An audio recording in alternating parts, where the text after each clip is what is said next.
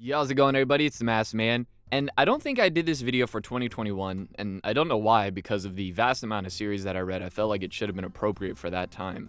And this year, in reality, I did a lot more rereading than I did reading news series, as I found myself, especially in the early half of year, being extremely burnt out from just manga and anime in general. But nonetheless, I thought it'd be nice to sort of take a small trip down memory lane and look at some of the highlights and also lowlights of the stuff that I did read this year. Now, I thought it'd be best to, well, save the best for last, and so let's get into the worst stuff I read. Now, I feel like it'd be unfair to throw Rosengarten Saga in this, although a large part of me was very tempted to do so, but it's so ridiculously just stupid, and I think that's the point of it, that I can't really knock it for it. You know what I mean? It's like, I feel like that's the intent in which it's going for. However, something that I will knock for trying is Magical Girl Site, which ironically is the largest video on my channel, which keeps me up at night.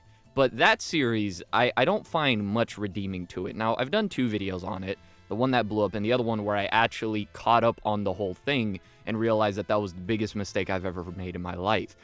Magical Girl Site is this bloody lolly series where it's just you don't care about any character that gets introduced because, I mean, in reality, you never know when they're going to be killed, and it's never really satisfactory.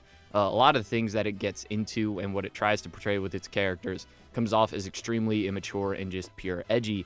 And now listen, I am of the belief that an author should be allowed to do whatever they want in their series, depict whatever they want in their series. However, with that being said, I say that because I also think we as the audience should be in our every right to criticize it. Now, don't get me wrong, this isn't a one-case-fits-all thing. You have to look at it case by case and see if the criticisms being made are valid. But when it comes to Magical Girl Site, I really can't find anything redeeming about it. The best thing about it, too, is when you consider the main character has a romantic interest with another one of the magical girl side, whatever they're called. And you want to know the major plot twist between the love dynamic between these two chicks? They're actually sisters. So yeah, that was the big old moment where I was like, yep, no, I'm good, and I was out. So yeah, without a doubt, I think Magical Girl Site takes the award for the worst thing I read this year, and that says a lot because after this year, I learned really the difficulties of writing a story. And don't get me wrong, like, I'm pretty sure this author has to have other stuff under the table that's good, but this one wasn't it. Now, again, like I said, this year I mostly did a lot of rereading, if you could tell with my videos, or well, just catching up as well. Serious stuff like Vinland Saga, One Punch Man. But in terms of rereading, it was really things like Vagabond, as well as One Piece, was something that not only did I reread, but I also caught up on, being pretty much 2 arcs behind. And I will say rereading One Piece was a very enjoyable experience. I did a video talking about my thoughts on that if you haven't checked it out, but I'm not really going to include that for the best that I read this year, although if I had to count it, One Piece would be at the top of that list. But for new stuff that I read this year, there was actually a few contestants in this, and I was a little stuck between this stuff. Now, I'm also not going to be counting The House in Fata Morgana. That is a visual novel. Now, you might be going, oh, well, Mask, you included it in your... Shut up.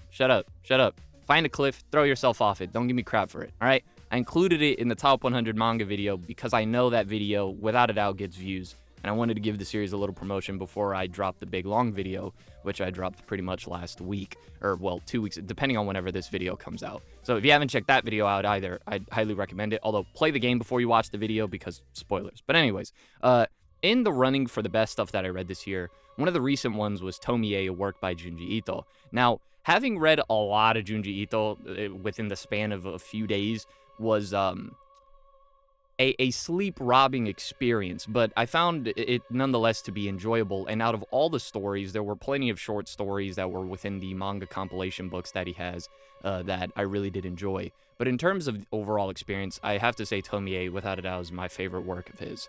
I found the way that it was able to sort of really get me interested and grasped in the story, as well as tackling a subject that I wasn't really aware of until I continued it further down the line, was something that I found to be extremely compelling and interesting.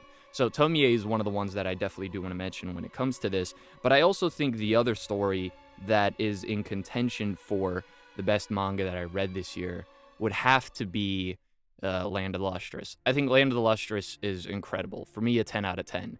And it's kind of crazy to sit back and look back at this year at all of the different stuff that was returning.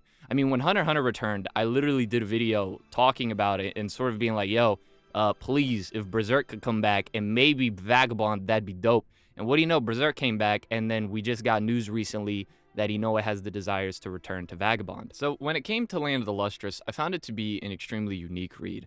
Now, at first, I did have to find the colored version of it, and I would recommend that for anybody who feels a little confused at first, being that all of the characters involved, other than the sensei, pretty much look the same. So having the colored version to at first distinguish between them, and then once you get used to the story and you're very well aware of those minor differences between the characters, although some of them of course do look very different, but anyways, Land of the Lustrous was one that throughout reading it, again, provided a very unique experience, and as well as one of the best main characters I've had the pleasure of reading in Foss.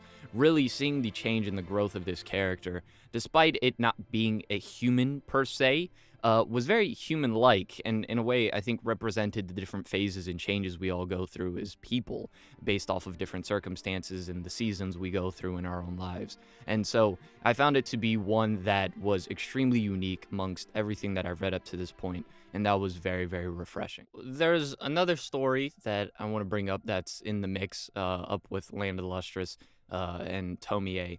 And it's one of those series where you look back on it and you're like, wow, this was really good, but I really did not enjoy reading this. And of course, it's an Asano work, and we're talking about A Girl on the Shore. Now, this isn't one that I'd recommend to most people, just because of, I think, the graphic nature of the story and the taboo subjects that it does get into.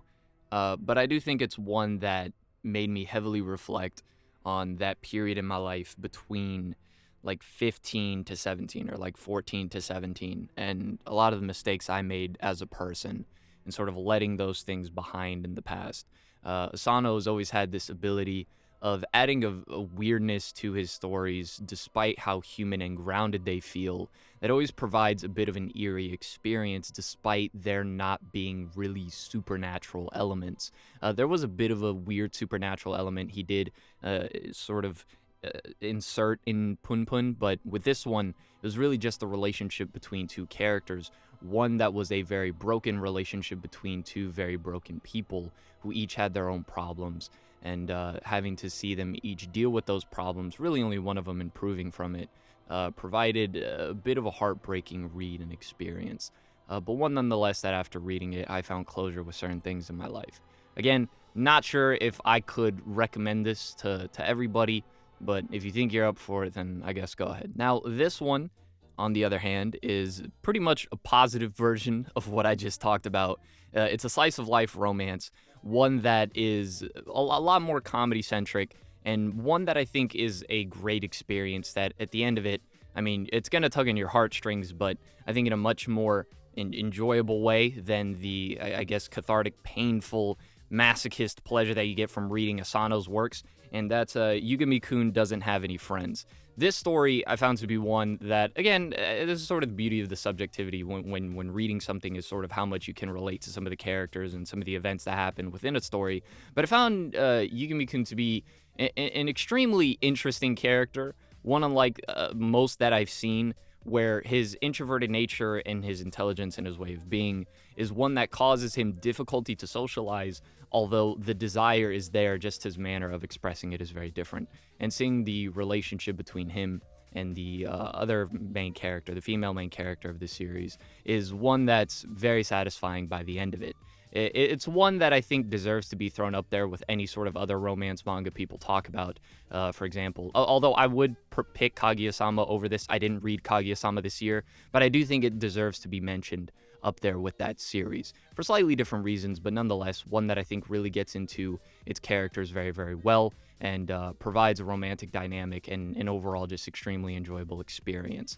If I had to rank the ones that I've listed so far for the best manga that I've read this year, unless I'm just forgetting one, which would be insane but not impossible to happen considering that it's me we're talking about, I'd probably go Land of the Lustrous, then A Girl on the Shore, then Yugami-kun Doesn't Have Any Friends, and then Tomie. Though that would be the order for the best stuff that I read this year. And if I were including the stuff that I reread and then caught up on, I think Vinland Saga would probably take number 2, and then One Piece would take number 1. But again, we're not really going to count those.